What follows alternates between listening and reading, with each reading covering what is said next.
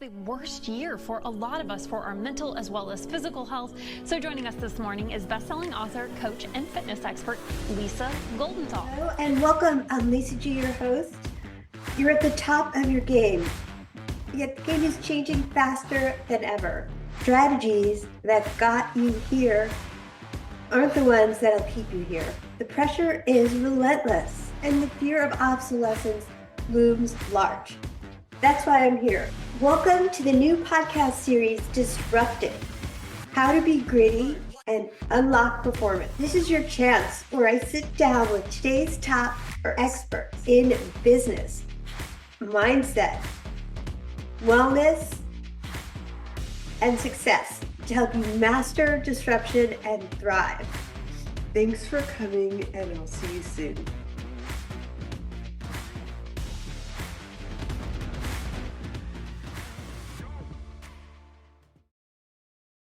His journey is woven with threads of tenacity and unconventional outlook, originating from the rich landscapes of Iran and forging a new path in the U.S. at the tender age of 12. His trajectory has been anything but ordinary, navigating cultural crossroads, embracing challenges, and showcasing relentless adaptability. His embodiment of resilience and climbing the corporate ladder to establish himself as a formidable executive, channeling his innate business acumen to become a self-made millionaire is why I wanted to talk to him today. I'm so excited, beyond thrilled. Welcome to the podcast, Ash Ghandehari. Oh, thank you, Lisa. It's great to be here with you. And thanks for having me. And I feel like I just jumped out of a superhero book with that introduction. So thank you for that warm welcome. I appreciate it. Well, that's exactly what I want to talk to you about. I mean, we've all been disrupted. Your path is obviously not the usual, Ivy League school to success. And I'm not all about that anyhow. So let's just jump into the topics right away about disrupted. We've all been disrupted. How can you help our audience to see that maybe it's just the starting point of their next level of success? Well, I think, first of all, I think, I do believe that everyone is their own version of superhero. I've had the privilege of connecting with people from all walks of life in different parts of the world. And I'm always amazed at, I think I used to think, that there are just the people that have made it at a certain, to a destination in their life that, wow, like what's that special, unique thing they have and that I can take away to become like them. And what I've just discovered is if you were just to go down the street and talk to the first person you meet, you're going to see that like they are people that are thriving, they've overcome challenges, they're extraordinary. And I think you could get so much wisdom just walking down the street, talking to anybody out there, whether, they're have created something extraordinary in their life that you admire or don't.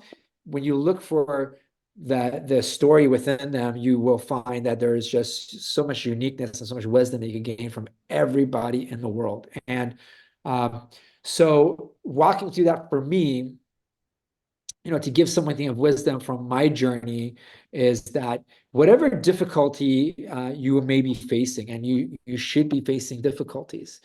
If you're not facing difficulties, in my opinion, you have settled for something, or you are putting up with something, or you have accepted something that may not be aligned with something really big that's available for you in your life. And I think when you go after big things in life, which is what I call change, some people call it transformation. Like some people are expecting like transformation to happen to them or to get transformed, like it's going to be exterior to them. I believe that when you choose something big, and sometimes for that is as simple as I want, or I need, or I would like to, or something is happening in life that's calling you to, create something new, change. And when you find yourself in those moments, those friction moments, that is disruption. Sometimes it's artificially created because we dream big and we see an opportunity in the world. And sometimes that the world's changing at such a rapid pace that's saying, hey, you should change. Hello, knock on the window of life, Ash. You're being called to change. And for me, I've walked through those in business and personally. Um, every time I accept that opportunity, every time I step into it, and I want to say, if you're walking through that friction right now in your life, accept it and go in, all in, and accept the opportunity for change. And what you'll find is on the other side of this is where the glory in life is where the pleasure in life is where the joy in life is. And I strive to not only accept it, but be joyful in the process. And that is so difficult to do. So if I was to give like one word of wisdom in my own experience is that if you're walking through a difficult time or something difficult has been presenting itself, or you're in a position where you got to make a decision on something or a choice, accept the opportunity for change, accept the friction. Don't go to try to make it okay or comfortable. Have the difficult conversations. Have it be an opportunity for you to change. Wow, there's just so much to unpack right there because I'm really passionate right now. I've been disrupted so many times the last 3.5 years, and I started the podcast WholeCEO with Lisa G, wanting to give people ways to be unstoppable. And who would have thought 3.5 years later, plus we are still in the middle of disruption. And I like the idea of anti-fragility, of not just being able to endure the change, but to thrive because of it. So how can we become anti-fragile by doing what you talked about and stepping into the pain so that you can learn and grow and become better because of it? So you're saying, how do you become anti-fragile? Like yeah, you know, um, that's a great question. For me, I think for me, the first step has always been accepting and anticipating. So instead of like, sometimes it's easy to say, okay, I'm going to accept this change. But also I would say you should anticipate the friction and the difficulties. And so that it doesn't shock you, because when there is a desire for change or a need for change, both can happen. Sometimes we desire change, and then you got to walk through that kind of friction and whatever is required for the change to occur. Sometimes change is presented to you, and you're like, okay, now I'm faced with this emotional distress, and I'm faced with the physical distress, I'm faced with the mental distress of all this, and it can have you become angry, frustrated, pissed off. You could end up finding yourself fighting, running away from it, or just frozen in time, like not knowing where to go next. And so what I like to say is anticipate that, whether it's happening because it's calling you to change now or you're wanting it, anticipate that there's gonna be resistance and pitfalls and brokenness, and you may not be wanting to be fragile, but you may feel fragile. You may feel and experience fragile. You may think of yourself as fragile in the moments, but you are resilient. You are anti-fragile. We were all built anti-fragile. I mean, think about it. Whether I believe in God. So for me, it's like God has made us has created us with so much power and authority and dominion on earth to create against all of the odds. So whether you believe in God or you believe in the science of evolution, whichever belief you want to take on for yourself, you are built unfragile. You are actually built with a lot of power, a lot of strength, with a lot of capabilities, both emotionally, psychologically, and physically. Think about it. How is it possible for a human being that, to weather wars and traumas of the past and still become someone that could create extraordinary, which is some of the great stories of success out there? How is it possible someone that grows up in like the roughest community, the single mom, can become a star like LeBron James? Well, the reason it's possible is because you are anti-fragile. You are no different. And we think, the stars of the world, or the Hollywood stars of the world, or the athletes of the world, or the business success stories, or the relationship success stories, or whatever your vision or opportunity or thing that you want in your life is, well, you're not any different than them. You just haven't walked the path yet. And so you are not fragile. You are actually fully competent and capable. And the first step of that is just believing and seeing yourself there. Second step of that is modeling that and then creating it. And I really believe that. And if you look at that from an emotional state, physical state, and also a state of emotion, all those three elements, I really do believe that the emotion and physical and the mindset are the three elements that will help you generate whatever you are committed to creating, whatever change you want in life, or whatever change is required for you in life. Those three pieces is what generates that and gets that to happen. So you are not fragile, and you will experience the hardship of the change that's being required. So anticipate that. Wow, that is just pure gold right there, wisdom bomb. I want to drop the mic on that moment because I feel like it'd been a lot easier for me to pivot in 2020 had I really anticipated, okay, I had started planning that in-person seeing clients wasn't going to be sustainable for me a long time ago, but all of a sudden I was on fire, like it's happening now. And same with, changes in relationships and moving. If I would have thought, anticipated in advance, like, well, this is potential things that won't go right, I would have been emotionally a little bit more fragile in those moments. And at the same time, I also believe that success leaves clues. So I also wanted to talk to you today, not just about mindset of grit and resilience, but success too, because I know you have built a successful business and people always want to get on Instagram, social media, LinkedIn, whatever, say, I have all the things. But as we know, it's not a straight shot to get there. So what are your success secrets for building a successful business? I think building a successful business, I think they're knowing that,